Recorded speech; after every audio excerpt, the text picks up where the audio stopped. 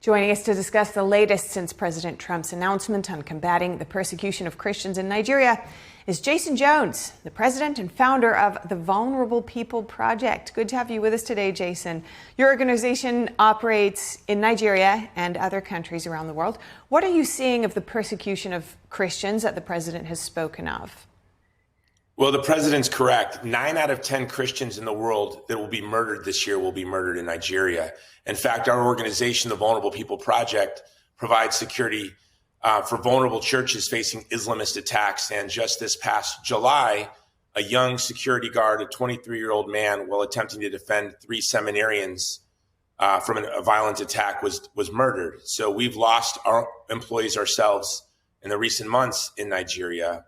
It's catastrophic. And the fact is the United States should weigh in on this. We are a nation of Christians, and we are seeing record number of abuse of Christians in Sudan, in Nigeria, in the West Bank, brutal settler attacks on vulnerable Christian communities, in India, in Turkey, Turkey, a NATO member. So when the president makes a strong stand to defend vulnerable Christian minorities in Nigeria, we're hoping that these other countries get the memo and say that this open season on Christians is over. In China, we've seen over 10 bishops disappeared by the CCP. This is something that's unimaginable. The CCP is appointing bishops for the Catholic Church with the one hand, and with their other hand, they're disappearing bishops that don't toe the line. So I think it's very important as a Christian. We are the most powerful Christians in the world, American Christians, and we should leverage our influence to defend not only our co-religionists, of course, but other vulnerable ethnic and religious minorities as well. And what do Christians and other vulnerable religious believers, specifically in Nigeria, what do they need right now? They need security, and we should partner with the Nigerian government, and we should respect their sovereignty. We don't want unintentional blowback. We saw with a lot of our military actions in the Middle East that what started out with the best of intentions led to the ethnic cleansing of Christians in Iraq and Syria. We would hate for unintended consequences to be worse than, we would hate for the cure to be worse than the disease. So we should work with the government of Nigeria. Something we could simply do immediately is begin arming and training local police. Our organization provides security, but we're not even allowed to give them weapons, let alone body armor. We're right now working very hard to get body armor to our security teams, but they should be armed. They should have body armor. We need targeted sanctions, and these sanctions should transcend Nigeria. There are a lot of money is flowing into Boko Haram from around the world. And in fact, thanks to the Trump administration, we've discovered that the U.S. State Department under the Biden administration was sending funds to Boko Haram. This is something unimaginable. And so we should have targeted sanctions, work with the Nigerian government, but especially encourage, train, and support local policing. Within the guards should come from within these communities. And then we should monitor that our actions don't have unintended consequences to the vulnerable communities that we have been moved through the brutal videos that are flooding. All of our social media platforms are moving us that there should be action, but we should really be disciplined to make sure that our actions don't, in the long run, injure the communities we want to defend.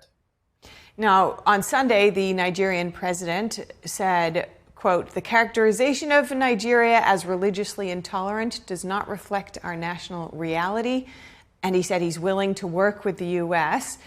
What do you make of his response and also President Trump's assertion that he may send troops in if the government doesn't put more of an effort into addressing this persecution? Well, I think, unfortunately, the response from the president of Nigeria was disingenuous. I would say that historically speaking, that would be true. But tragically, we now see that political leaders in Nigeria are weaponizing religion to hold power. This is something that's obvious.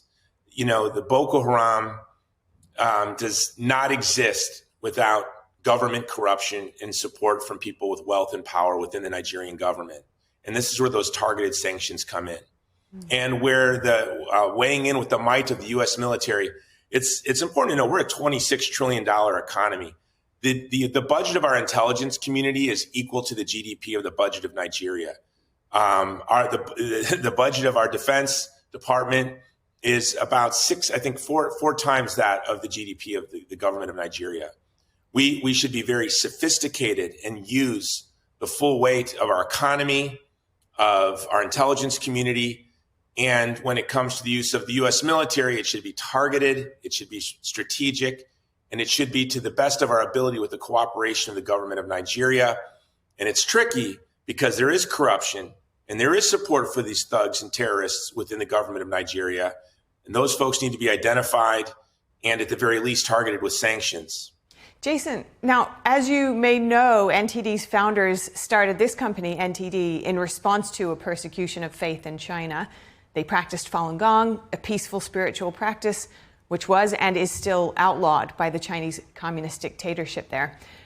What have you observed about the possible underlying reasons that governments and other groups persecute people of faith? That is really a great question.